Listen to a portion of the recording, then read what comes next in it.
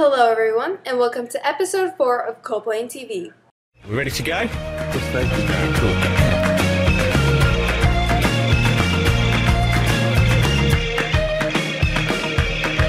Okay, well, how are we going to start this week's show? As always, we have plenty of news from the Coldplay cam, as well as some rumors and musings as to what will happen next. But by far the biggest news of the show comes very, very recently. Only days ago, a video was posted on Coldplay's YouTube channel of something relatively uninteresting to the common eye, but very exciting to us fans, and here it is. The video was accompanied with some lyrics on Coldplay's Twitter page. I turned the music up, I got my records on, I shut the world outside until the lights come on. Also tweeted was a picture accompanied by the subtitle, at our first photo shoot for a long time. We as fans are expecting an announcement in only days' time, so keep your eyes open and your ears tuned for more information as it comes.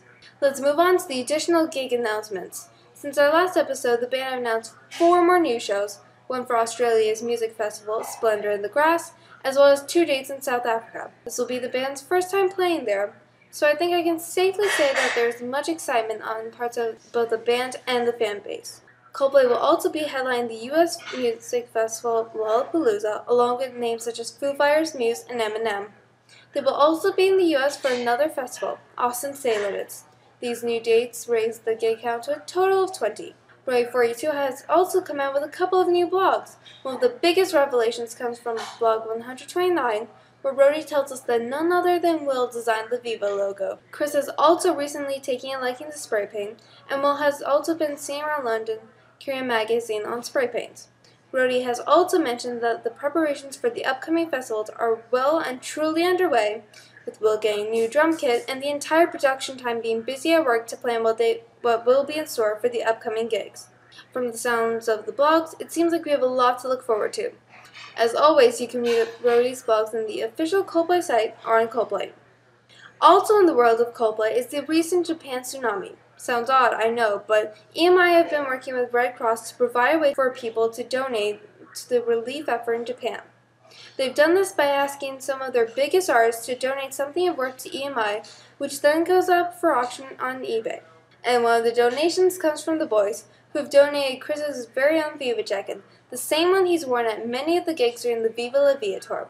And we can proudly announce that the jacket has gone to a Coldplayer, none other than Low and Loud, who is now my new best friend. Congratulations! The Oracle, as always, has been busy at work answering the fans' questions about a whole bunch of things. We've had some small hints on the new album, including the fact that the band have now apparently decided on a name for LP5. Obviously, we don't know what that is yet, and according to the Oracle, it hopefully won't feel too long before the album drops and all will be revealed. So it would seem that LP5 isn't too far away, and we've also been told that the album is very nearly finished. Hopefully in our next episode we'll have more news relating to the subject. The Oracle also answered a question from one fan, asking whether Don Quixote and Famous Old Painters will be on LP5. The Oracle's answer was fairly final. 1,000,000 to 1 would still be far too good odds. Not likely makes it sound like a possibility. Not a chance, no. They won't be, definitely. But don't despair. As most of you know, Coldplay played Don Quixote on a few dates during the Mexican leg of their Viva tour. And we now have Coldplay's Holy Grail, Famous Old Painters! Yes, we have managed to uncover what seems to be an official albeit instrumental version of Coldplay's famous but elusive track from the Viva sessions. King Chris, my other new best friend, managed to find a small snippet of an instrumental for Famous Old Painters through a ringtone website. It was soon discovered by the fans that the entire track could be bought and was quickly uploaded to the site. Have a listen.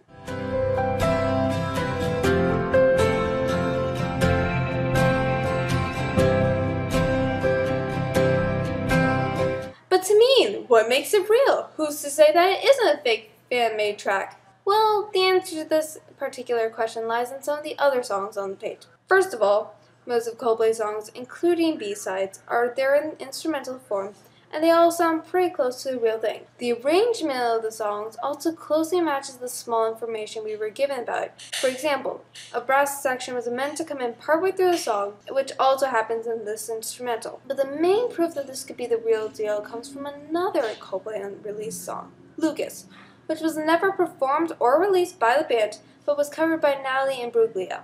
In the instrumental, Chris's vocals are very faintly heard in the background of the instrumental and sounds incredibly similar to Natalie's version of the song. Don't believe me? Have a listen.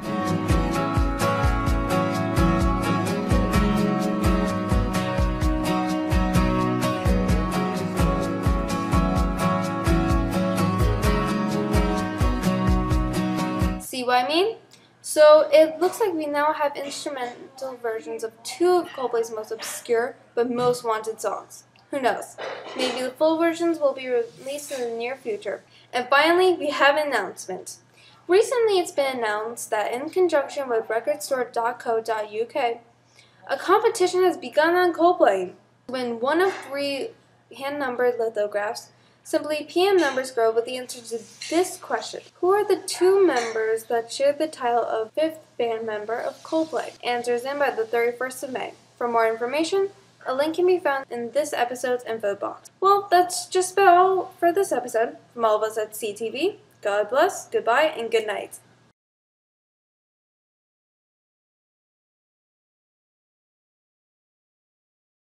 I used to rule the world, seas had rise when I gave the